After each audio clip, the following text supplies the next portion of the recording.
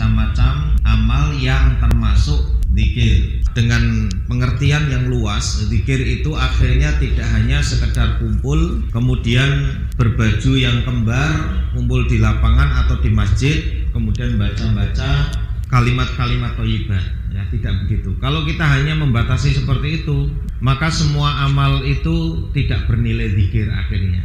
Padahal semua amal soleh apapun, ya sekecil apapun itu harus bernilai zikir. Karena prinsip daripada amal soleh adalah mengingat Allah Subhanahu Wa Taala.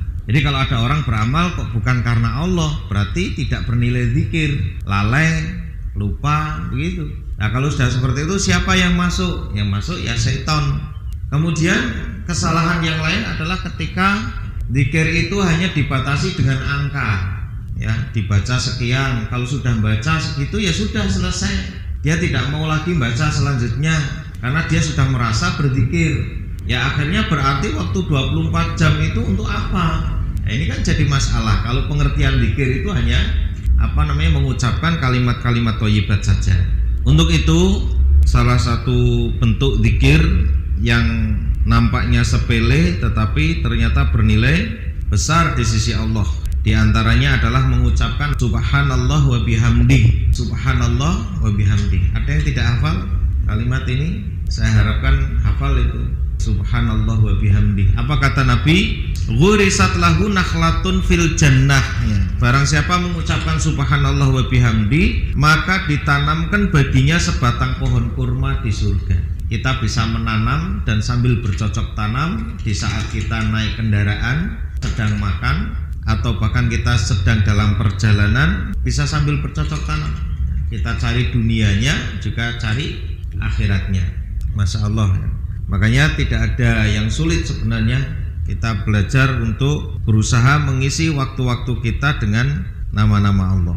Kemudian selanjutnya bahwa zikir itu adalah obat bagi kerasnya hati. Hati yang keras itu obatnya adalah zikir. Seseorang menemui Hasan Al-Basri rahimahullah, dia mengatakan, aku mengadukan kerasnya hati ini kepadamu. Kemudian Al-Hasan Al-Basri rahimahullah menjawab, lunakkan dia dengan zikir. Jadi orang yang susah diatasi, orang yang keras kepala mau menangnya sendiri, angkuh, itu biasanya jarang berzikir.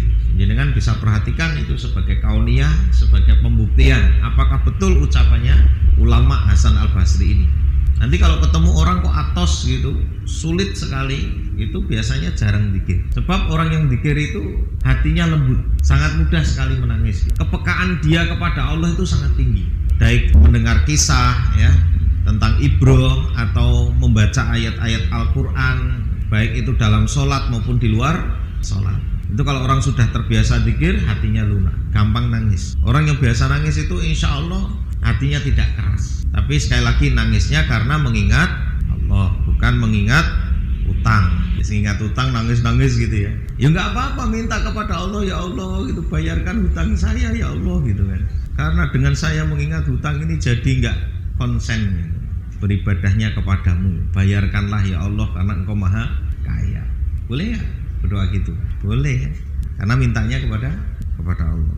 Saya baru beberapa waktu yang lalu kedatangan tamu, dia janjian sama saya, Pak Ahmad, saya mau ketemu sebentar. Apa? Ternyata dia itu punya hutang 1,7 M. Jadi 1,7 M, kemudian rumahnya dilelang bolak-balik, nggak laku-laku. Akhirnya banknya itu bosen dewe. Terus akhirnya banknya gini, ya udahlah kamu punya berapa bayar sini. Gitu. Secara tidak langsung dia punya rezeki 1,7. Nah kalau dia punya 100 juta lunas tuh. Masya Allah ya. Itulah cara Allah itu, kadang-kadang kalau mau menyelesaikan hutang caranya begitu. Asetnya masih utuh, hutangnya lunas. Kan tanya sama saya, gimana Pak Ahmad ini? Boleh nggak saya membayar sekedar saja? Ya boleh, wong dia yang minta, kamu punyanya berapa? Ibaratnya ada orang hutang sama saya 10 juta.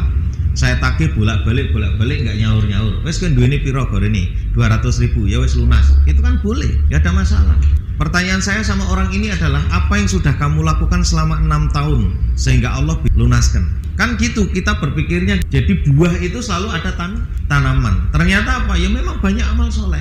Saya sudah sering sampaikan bahwa amal soleh yang kita lakukan itu adalah tanaman yang suatu ketika akan berbuah.